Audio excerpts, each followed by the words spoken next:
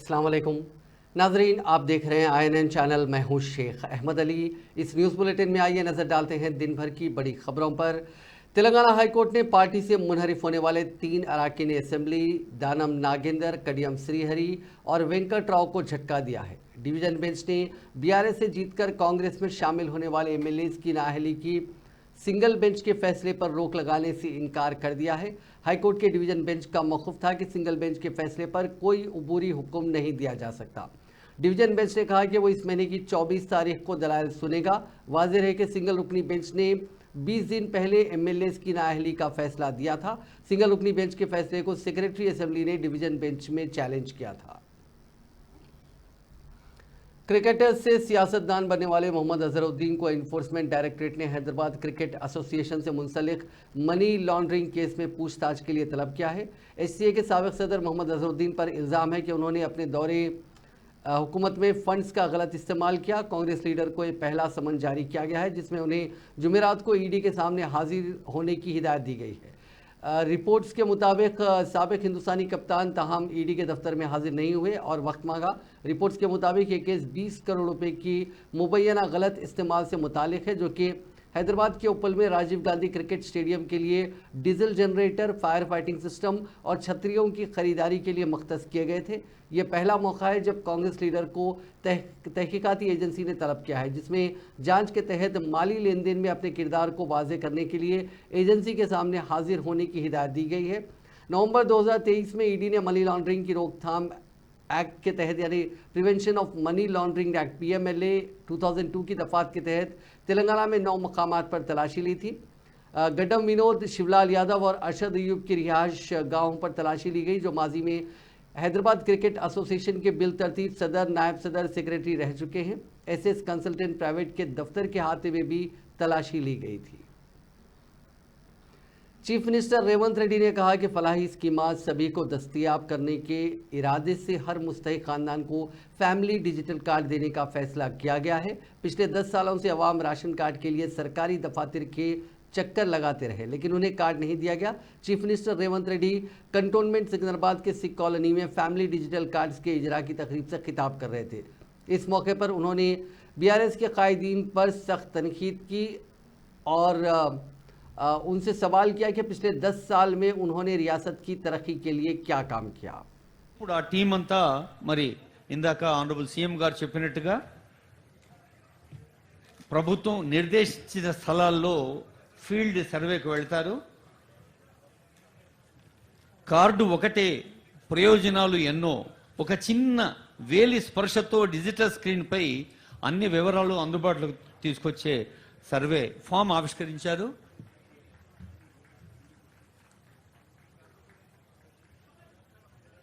మే now request honourable CM ఈ survey form టీంకి అందజేయవలసిన request చేస్తున్నాను. కన్సర్న్ ఆఫీసర్స్ టీం ఉన్నారు.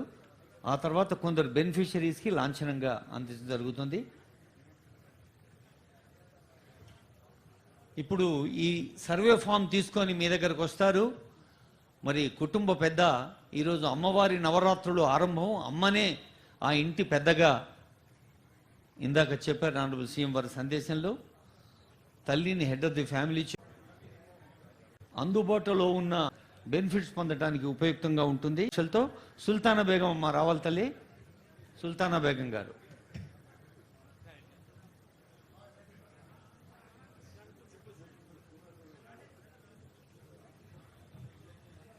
మనం హెడ్ ఆఫ్ ది ఫ్యామిలీనే పిలుస్తున్నాం.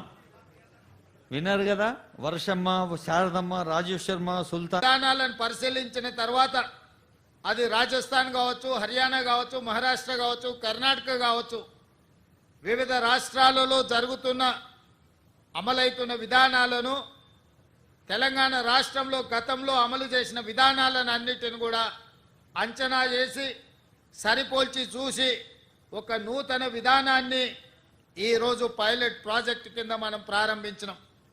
ఇవాళ కొన్ని పత్రికలలో రాస్తున్నారు రేషన్ కార్డుల విధానాన్ని ఉపసంహరించుకున్నారని. ఈ పత్రికలకు మరి ఎవరు చెప్తారో నాకైతే తెలీదు, కానీ వాళ్ళకి రేషన్ కార్డుకి ఈరోజు ప్రవేశపెడుతున్న ఫ్యామిలీ డిజిటల్ కార్డుకి తేడా తెలియకపోవడం దురదృష్టకరం. ఇంతకుముందు పేపర్ల మీద మాన్యువల్లో కార్డులు ఇచ్చేవాళ్ళు. Ration card separate, Aarogyasri card separate, లేదా అదేవిధంగా రైతు బీమా, లేకపోతే రైతు బంధు, షాదీ ముబారక్, కళ్యాణ లక్ష్మి, ఆసరా పెన్షన్, ఇట్లా ఏది చెప్పినా, అదేవిధంగా అసంఘటిత కార్మికులకు హెల్త్ ప్రొఫైల్కు సంబంధించిన విధానాలు ఎక్కడికక్కడ ఏ డిపార్ట్మెంట్ ఆ డిపార్ట్మెంట్ దాదాపుగా 30 శాఖలు 30 రకాల సమాచారం. वज़ीर आला रेवंत रेड्डी ने बीआरएस कायदीन को सख्त तनकीद का निशाना बनाया। उन्होंने कहा कि मूसा नदी को खूबसूरत बनाने को लेकर शुरू किए गए प्रोजेक्ट की बीआरएस कायदीन इसलिए मुखालिफत कर रहे हैं क्योंकि इसमें उनका ज़ाती मफाद छुपा हुआ है।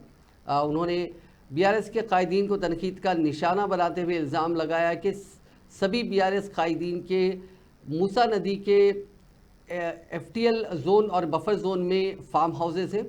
उन्होंने तकरीब में शरीक अवाम से पूछा कि क्या केटीआर, हरीश राव और सबिता इंदिरा रेड्डी के बेटे के फार्म हाउसेस को मुनहदम कर देना चाहिए। उन्होंने कहा कि मूसा नदी के तरफ गैर मजाज तामीरात में रहने वाले अफराद की तायद में धरने और तहरीकें चलाते हुए अपने फार्म हाउसेस को बचाने की ये लोग कोशिश कर रहे हैं। मूसा नदी के नाम पर बीआरएस कायदीन कब तक जिंदा रहेंगे? उन्होंने कहा कि अगर केसीआर इख्तिदार में होते तो अवाम को राशन कार्ड नहीं मिलते और जिसकी वजह से उन्हें सरकारी स्कीमात का कोई फायदा नहीं मिलता।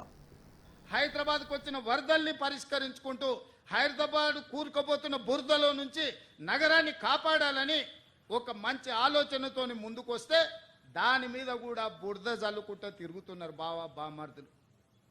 నేను అంటున్న కిరాయి మనుషులతో మీరు చేసే హడావిడి తెలంగాణ సమాజం నిశ్చితంగా గమనిస్తుంది. ఇవాళ పేదలకు అన్యాయమైందని ఏడుస్తున్నారు కదా. ఈ తెలంగాణ రాష్ట్రాన్ని దోసుకున్న నిధులు మీ పార్టీ ఖాతాలో 1500 కోట్లు ఉన్నాయి. ఒక 500 కోట్లు తీసి ఆ మూసీలో మునిగిపోయిన వాళ్ళకి పంచిపెట్టండి. మాట్లాడదలుచుకోలే, కానీ ఆయనకు బాధ్యత లేదా? ఎంపీకి గెలిచినావు కదా, మోడీ దగ్గర నుంచి ఏం తెస్తావు తీసుకురా. గుజరాత్లో అహ్మదాబాద్లో సబర్మతి రివర్ ఫ్రంట్ నరేంద్ర మోడీ కట్టుకోవచ్చు అంట, కానీ నరేంద్ర మోడీకి ఊడిగం చేస్తాడంటేనే కానీ మూసీ రివర్ ఫ్రంట్ మాత్రం తెలంగాణలో కట్టొద్దంట. ఏం న్యాయమా ఇది? ఇక్కడ ఉన్న ప్రజలే కాదు, నువ్వు కూడా బతకనీకి వచ్చినోనివే.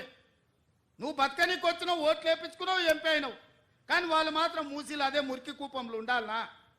వాళ్ళందరినీ చక్కదిద్దాల్సిన బాధ్యత నీకు లేదా? बीजेपी के मल्काजगिरी के रुकन पार्लियामेंट ईटला राजेंद्र ने Musi river front development project पर सख्त तनकीद की और चीफ मिनिस्टर रेवंत रेड्डी को चैलेंज किया कि वो बगैर सिक्योरिटी के दरिया के किनारे वाले इलाकों का दौरा करने उनके साथ चले। उन्होंने चैलेंज किया कि क्या वज़ीर आला चैतन्यपुरी या किसी और इलाके का दौरा करने तैयार हैं? अगर रिहायशी रेवंत रेड्डी और उनकी हुकूमत की तारीफ करते हैं तो वो सियासत छोड़ देंगे और गैर मशरूत माफ़ी मांग लेंगे। उन्होंने कहा कि बीजेपी इस मंसूबे के खिलाफ नहीं है। बीजेपी के रुकन पार्लियामेंट ने कहा कि दरिया के किनारे वाले इलाकों में लोगों में बहुत खौफ है। उन्होंने कहा कि इस मंसूबे के लिए कोई DPR यानी डिटेल प्रोजेक्ट रिपोर्ट नहीं तैयार की गई और ना ही इस मंसूबे की तकमील की मुद्दत और इस पर अमल दरामद के बारे में कोई वजाहत की गई। कांग्रेस हुकूमत इस प्रोजेक्ट के लिए 1.5 लाख करोड़ रुपए क्यों खर्च करना चाहती है, जबकि साबरमती प्रोजेक्ट की लागत करीब 1400 करोड़ है और नमी गंगा प्रोजेक्ट 20,000 करोड़ के साथ तैयार किया जा रहा है। ईटला राजेंद्र ने कहा कि पिछले 9 महीनों के अंदर रेवंत रेड्डी की हुकूमत ने अवाम के मसाइल को लगातार नज़रअंदाज किया है।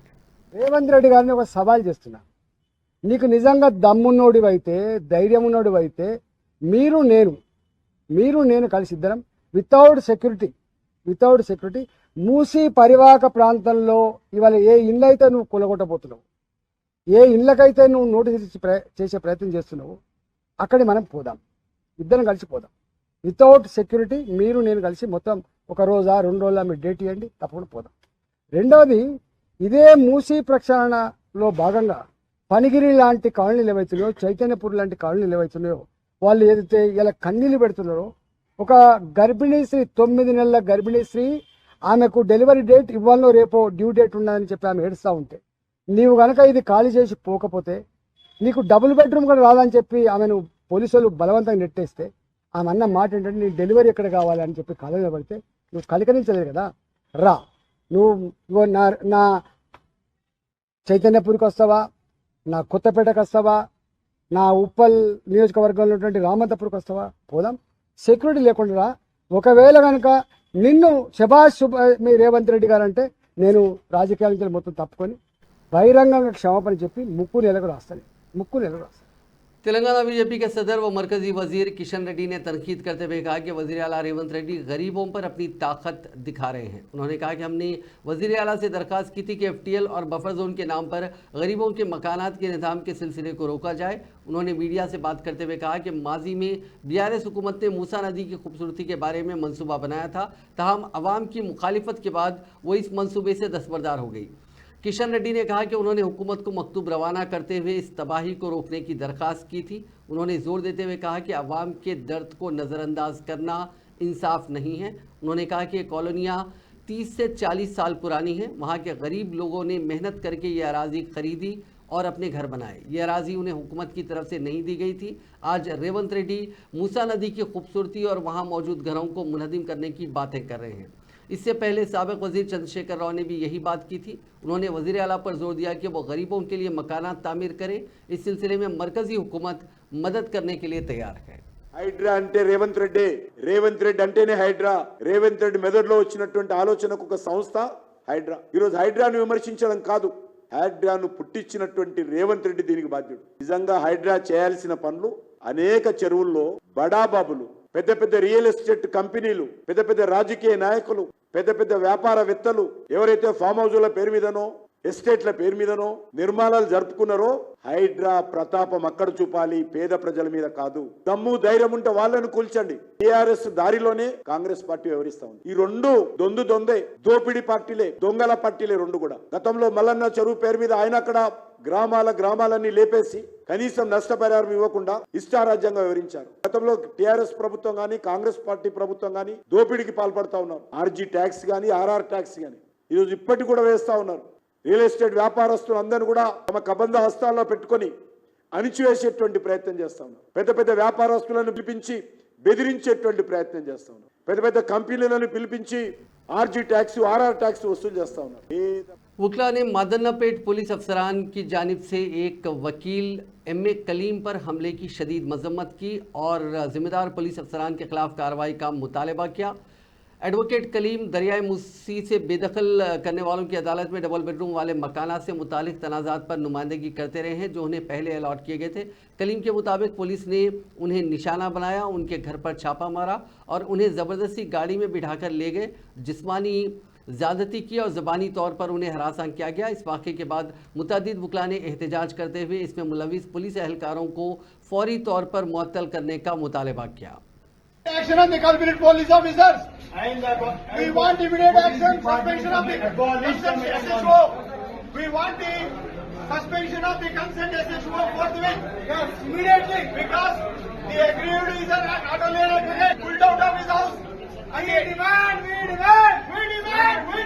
Suspend the police. We demand. Suspend the police. We demand. Suspend the police. We demand. Suspend the police. Suspend the police. Police का जुल्म बंद करो. पुलिस का जुल्म बंद करो. एडवोकेट जनरल पुलिस का जुल्म बंद करो. पुलिस जुल्म बंद करो. पुलिस जुल्म बंद करो. पुलिस जुल्म बंद करो. पुलिस जुल्म बंद करो. पुलिस जुल्म बंद करो. We want justice. We want justice. Advocate Protection Act should be immediate. Advocate Protection Act should be immediately. अभी का अभी चाहिए हमको. अभी का अभी. Abdul Kaleem hai. I am the counsel for the 21 petitioners who filed the writ petitions. Writ petition number 25738 of 2023, which is having relevancy subjected matter in this. Now the subject is which before this situation. According to the writ petitions, the Hyderabad district collector is bound and a strict in accordance with law. In this specific case has to be inquiry conducted upon the Saidabad Tehsil office and their staff in entire. And that subjected matter there to intimate on behalf